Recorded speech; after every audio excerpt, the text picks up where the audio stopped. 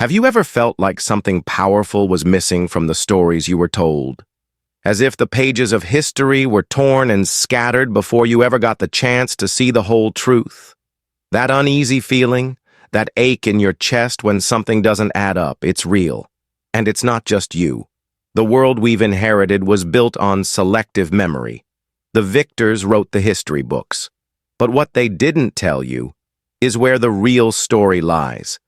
Before the skyscrapers and stock markets, before the West claimed to civilize, there were empires, vast, brilliant, breathtaking empires that shaped the very world we walk on today. Not in shadows, not in silence, but in brilliance.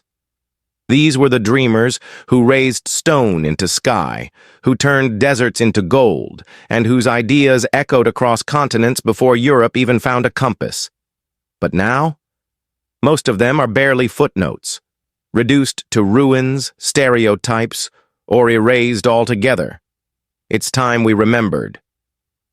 The story begins in West Africa, where the golden sands once whispered the name of a man so rich, so generous, that he changed economies just by passing through.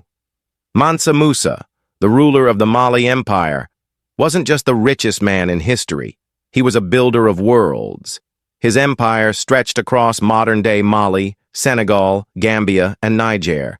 But it wasn't built on greed. It was built on trade, learning, and deep spiritual vision.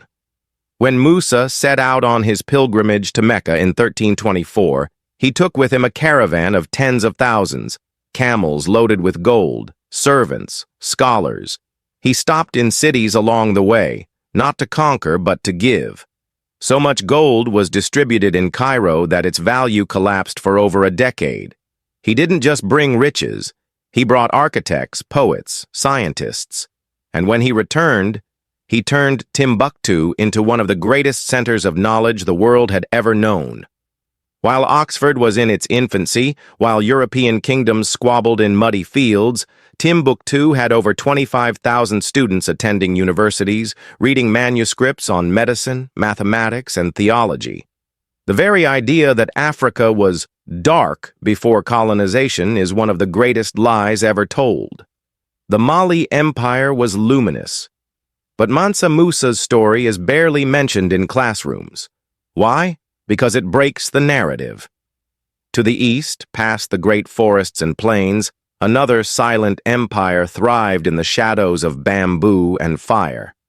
The Khmer Empire in present-day Cambodia didn't build castles of stone, they built worlds. Massive, sacred cities carved in jungle silence. Their crowning jewel, Angkor Wat, a temple complex so vast you can see it from space. Built in the early 12th century, it's not just a building. It's a map of the universe, laid out in perfect symmetry, aligned with the stars. Here, kings were seen as gods. Time was a sacred loop. They mastered irrigation systems that could feed over 1 million people, an unheard-of number for the time. Their roads, their art, their rituals. They rivaled anything in Rome or Greece. And yet, when Western explorers stumbled upon it centuries later, they couldn't believe it was made by locals. The ruins were too sophisticated, too majestic.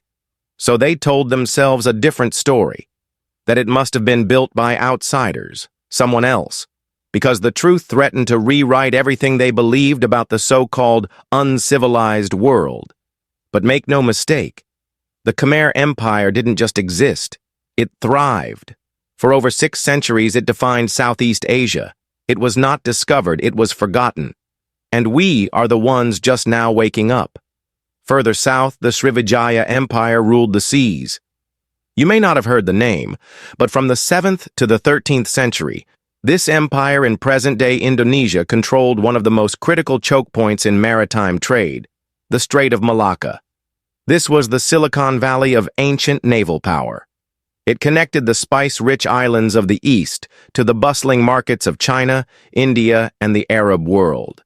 Their influence stretched from Sumatra to Thailand, from Java to Borneo. They weren't just traders, they were cultural diplomats. Monks from across Asia traveled through Srivijaya to spread Buddhism.